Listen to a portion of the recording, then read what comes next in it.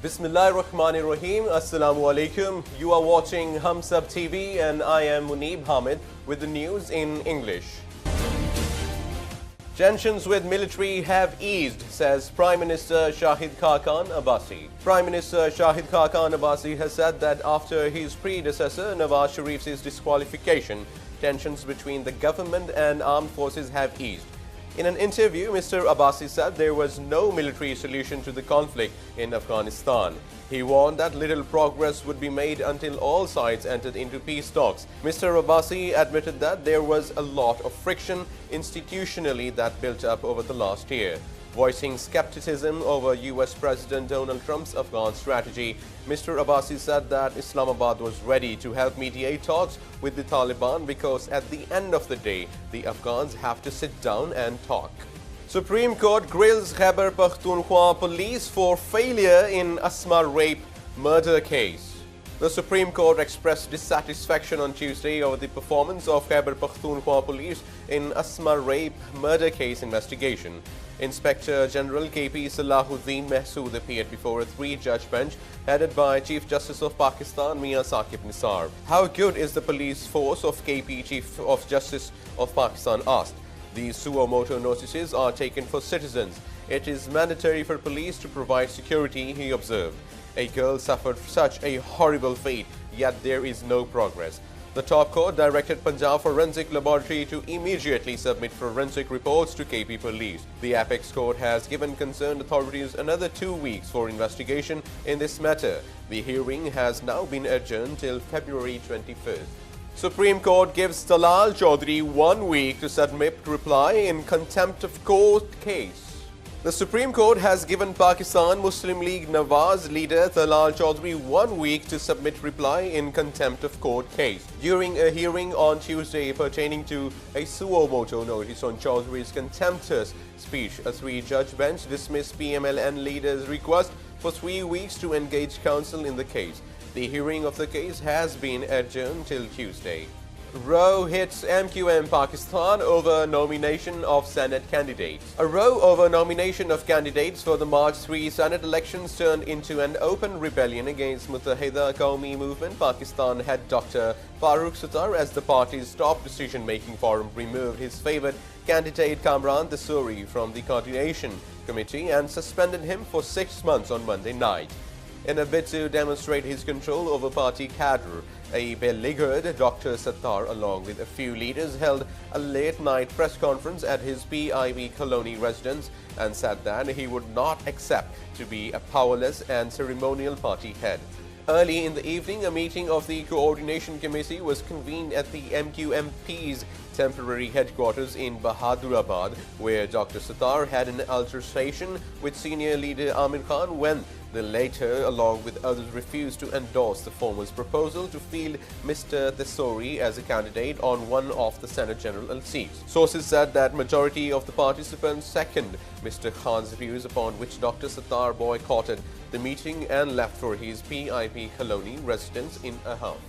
United Nations Chief General Antonio Guterres warns of one-state reality in Middle East. UN Secretary General Antonio Guterres warned Monday that recent developments in the Middle East could create an irreversible one-state reality that would bury the two-state solution of a Palestinian state alongside Israel. Negative trends on the ground have the potential to create an irreversible one-state reality that is incompatible with realizing the legitimate national, historic and democratic aspirations of both Israelis and Palestinians, Guterres told a UN meeting of a Committee on Palestinian Rights. United States and Russia clash at United Nations over Syria chlorine attacks. United States and Russia clash at the United Nations Security Council on Monday over a push by Washington to condemn reported chlorine gas attacks in Syria that have left many injured in recent days, including children. U.S. Ambassador Nikki Haley told the Council that there was obvious evidence from dozens of victims to corroborate the chlorine attacks in rebel-held eastern Ghouta. Now, we have reports that the Assad regime has used chlorine gas against its people multiple times in recent weeks, including just yesterday, Haley said. Syria rage scales nearly 30 as war of words escalates over chlorine use. Regime bombardment killed nearly 30 people in a rebel enclave near Damascus on Monday as Syria's 7-year conflict left civilians paying a heavy price.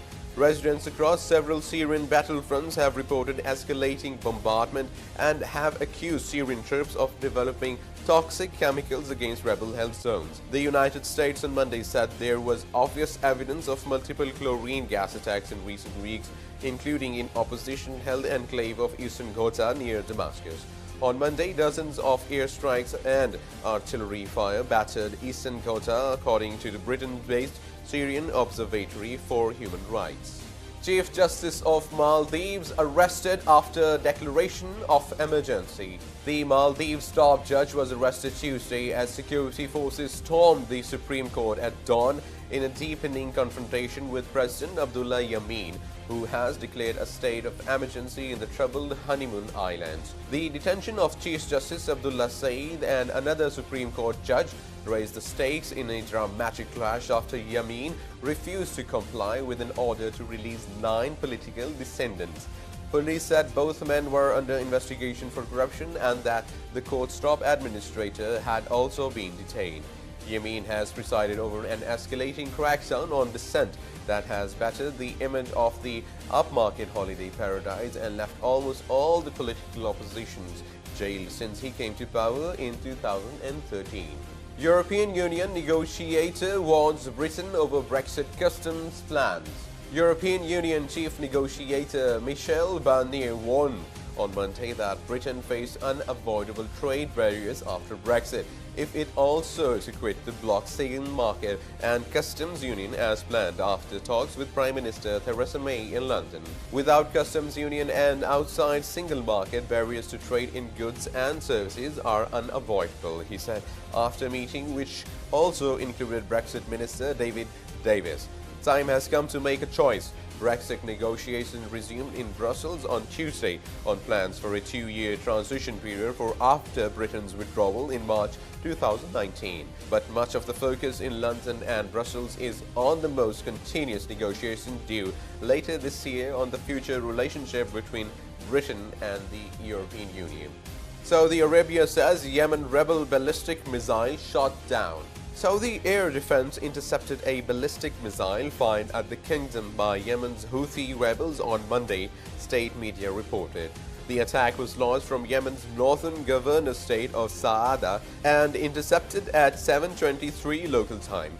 Colonel Turki al-Maliki, spokesman of the Saudi-led military coalition supporting the government in Yemen, said the missile was headed towards the city of Hamis Mushayt, about 160 kilometers north of the border.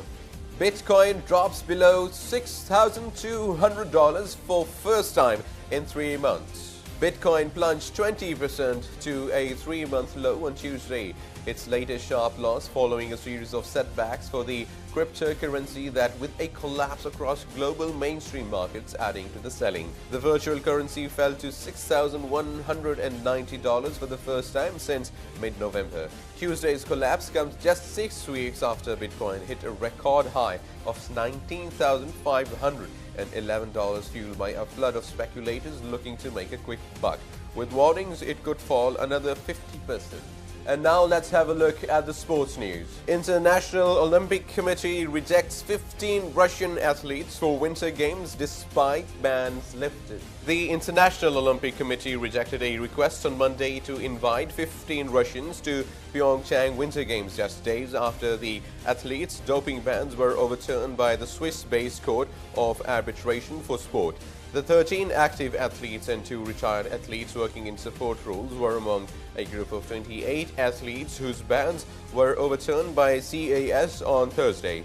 The ban on 11 other Russians was upheld, the IOC said, as yet unpublished new evidence not examined in the CAS process gave rise to new doping suspicions about the 15 Russians. The Kremlin argued the CAS decision meant the 15 should be treated as clean. And now the weather forecast for the next 24 hours. Mainly cold and dry weather is expected in most parts of the country. However, light rain with light snowfall over the hills is expected at a few places in Gilgit-Baltistan. And that is the end of the news. For more news and updates, keep watching HumSub.TV.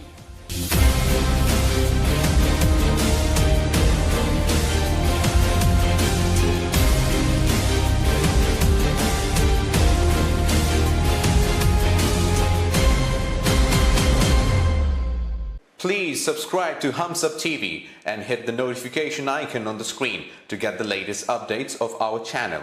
Thank you for watching HumSub.TV.